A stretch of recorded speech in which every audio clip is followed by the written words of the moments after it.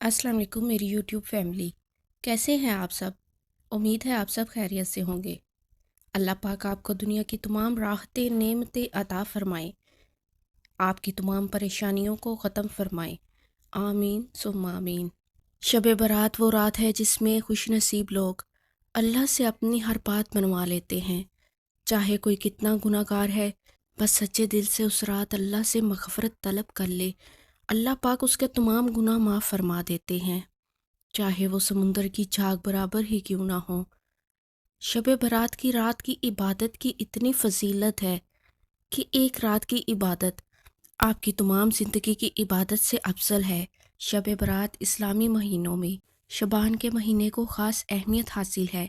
حضور اکرم صلی اللہ علیہ وآلہ وسلم نے ارشاد فرمایا، شعبان میرا مہینہ ہے، اس ماہ میں عبادت کرنے کا بے حد ثواب ہے۔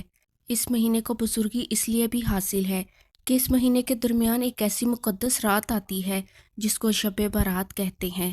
حضور اکرم صلی اللہ علیہ وآلہ وسلم نے ارشاد فرمایا کہ جب شعبان کی 15ویں رات ہو تو رات کو جاگا کرو اور اس کے دن میں روزہ رکھو۔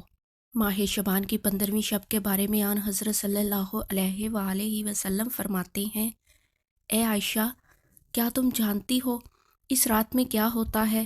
عرض کی، یا رسول اللہ آپ بتائیں اس میں کیا ہوتا ہے؟ آپ نے فرمایا، اس رات کی فضیلت یہ ہے کہ آدم علیہ السلام کی اولاد میں سے جو شخص اس سال پیدا ہوگا اور جو اس سال میں مرے گا، اس کا مرنا اور پیدا ہونا لکھا جاتا ہے، اور جو فرشتے ان کاموں پر مقرر ہیں ان کو اس امر کی اطلاع دی جاتی ہے، اور جتنا رزق مخلوق کو اس برس میں ملے گا وہ سب لکھ دیا جاتا ہے۔ اور اس 15ویں رات اللہ تعالیٰ سورج ڈوبتے ہی دنیا کے اوپر جو آسمان ہے اس پر تشریف لے آتے ہیں اور ارشاد فرماتے ہیں، ہے کوئی جو مجھ سے بخشش کا طلبگار ہو، ہے کوئی جو رزق چاہتا ہو، مصیبت کا مارا ہو، وہ مجھ سے دعا کرے، میں اس کی مصیبت کو دور کر دوں گا۔ اسی طرح صبح ہونے تک ارشاد فرماتے ہیں، بس بندوں کو چاہیے اس رات خوب عبادت کریں، اپنے گناہوں کی معافی مانگیں، اپنے اللہ کو راضی کر لیں اور 15ویں کا روزہ رکھیں۔ اللہ تعالیٰ اس رات میں اپنی مہربانی سے بے شمار بندوں کو بخش دیتا ہے، مگر کافر، مشرک، کینہ رکھنے والے اور قاتل کو نہیں بخشتا۔ ایک مرتبہ عیسیٰ علیہ السلام کسی پہاڑی کے پاس سے گزر رہے تھے کہ آپ کی نظر ایک عجیب جھونپڑی پر پڑی۔ آپ رک کر حیرت سے اسے دیکھنے لگے۔ عین اسی موقع پر اللہ تعالیٰ نے وحی نازل فرما دی اور ارشاد فرمایا، اے عیسیٰ، کیا میں اس سے زیادہ عجیب چیز تم پر ظاہر نہ کر دوں؟ عیسیٰ علیہ السلام نے عرض کیا، جی ضرور۔ چنانچہ اس جھونپڑی میں سے ایک بزرگ ہاتھ میں عصا لیے باہر آئے۔ حضرت عیسیٰ علیہ السلام نے اس بزرگ سے پوچھا، آپ کتنے عرصے سے اس جھونپڑی میں عبادت کر رہے ہیں؟ بزرگ نے جواب دیا، 400 برس سے۔ یہ سن کر عیسیٰ علیہ السلام نے بارگاہ الہی میں عرض کی، اے اللہ، تیرے اس معجزے کو دیکھنے کے بعد میرا یہ گمان ہے کہ اس بندے سے زیادہ عبادت گزار بندہ اور کوئی نہیں۔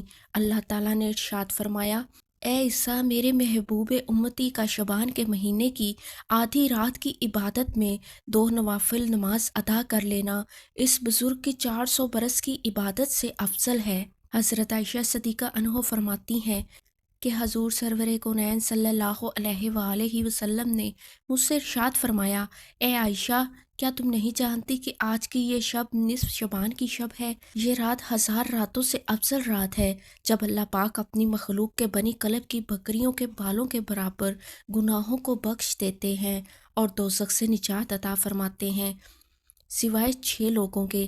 پہلا شراب کا عادی، دوسرا والدین کا نافرمان، تیسرا زنا کرنے والا، چوتھا قطع تعلق کرنے والا، پانچواں فتنہ باز اور 6واں چغل خور۔